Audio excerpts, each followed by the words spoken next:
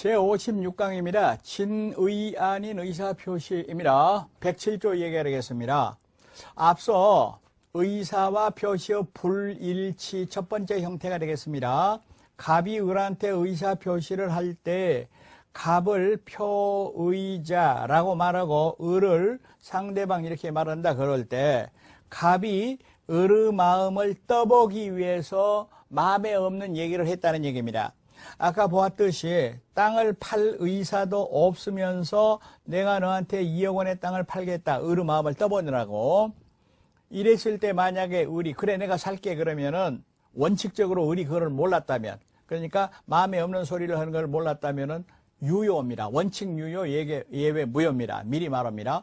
그러면 여기서 효과 의사도 없으면서 상대방의 마음을 떠보기 위해서 팔겠다 이렇게 말한 거를 비진의 표시라고도 하고 진이 아닌 의사표시 아닐 삐자 써서 비진의 표시라고도 하고 심리유보라고도 합니다. 전부 똑같은 소리예요. 그러면 이와 같은 비진의 표시 그러니까 원칙적으로 유효 예외적으로 무효가 되는 이 107조에 해당되기 위한 요건을 보면은 먼저 의사표시가 존재해야 됩니다. 예를 들어서 연기나 강의 이런 것들은 의사표시의 가입표입니다. 아니라 그 말입니다. 아니다. 그러면 예를 들어서 얘기할 때 배우가 연극배우 영화배우가 예를 들어서 연기로서 내가 말이지 재벌인데 1000억 땅을 너한테 100억에 팔겠다 이렇게 말했다 하더라도 그런 거는 비진의 표시 아닙니다. 어떤 경우에도 효력이 없습니다. 추인도 안 됩니다. 그런 거는 의사표시 자체가 아닙니다. 왜?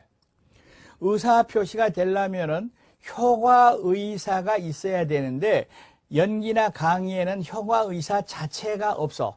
따라서 어떤 경우에도 유효가 안 돼. 추인에도 유효가 안 된다. 그 말입니다. 두 번째, 의사와 표시가 불일치 이코르가 아니어야 됩니다. 예를 들어서 말하면 팔맘도 없으면서 팔겠다 이래야 돼요. 팔맘이 있었다 그러면 안 돼버리죠. 일치가 돼버리죠.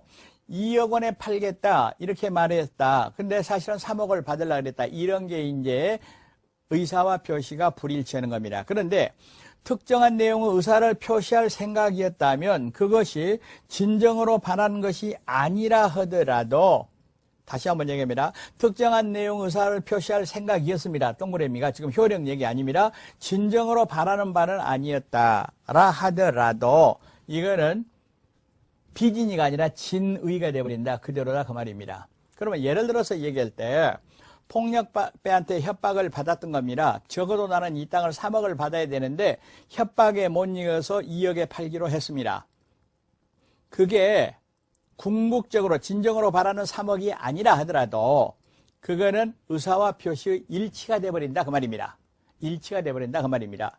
그러니까 궁극적으로 자기 의사는 아니었지만은 그 당시 상황으로 내가 2억 원에 팔겠다 이렇게 말했다면 계약서 썼다면 그거는 진의다 그 말입니다. 그리고 불일치를 알고 있어야 됩니다. 알고 다시 말하면 마음을 떠보기 위해 선다 그 말입니다. 모르고 했다. 예를 들어서 2억에 팔라 그랬는데 공 하나 빼먹었다. 몰랐다. 이럴 때는 착오가 되는 거예요. 착오는 다음에 다시 얘기를 합니다. 지금 요건 얘기입니다. 동기불문. 다시 말하면 마음에 없는 얘기를 표시한 동기는 묻지 않는다라는 뜻이 되겠습니다. 그러니까 잘 보이기 위해서 또는 무슨 마음을 떠보기 위해서 여러 가지 동기가 있지만은 그거는 107조가 성립하는데 아무런 영향을 미치지 않는다 그런 뜻이 되겠습니다. 그러면 예를 들어서 얘기할 때 대출 편의를 위하여 명의를 빌려주는 행위 그거는 비진의 표시가 아니다 하는데 이 판례를 다음에 얘기하는 허위 표시 판례하고 구별을 해야 되는데 그 내용이 좀 다릅니다. 그러면 예를 들어서 얘기할 때 갑이 있어요. 그랬는데 또 을이 있어요. 이렇게 돈을 빌려줍니다. 그랬는데 을이 돈을 못 빌릴 사정이 있어가지고 병명의로 빌린다 그 말입니다. 다시 지금 여기가 금융기관 은행이 있습니다. 예를 들어서 이게 사립학교가 있습니다. 그런데 사립학교는 비영리 법인이기 때문에 은행 차입에 제한이 있습니다. 그런데 사립학교가 운영자금을 쓰다 보니까 한도액이 딱 차버렸어요. 다시 말하면 학교 이름으로는 더 이상 빌릴 수가 없습니다. 그래서 이제 교직원 이름을 빌려가지고 돈을 차입을 합니다. 그러면 대출 약정서가 어떻게 되어 있느냐?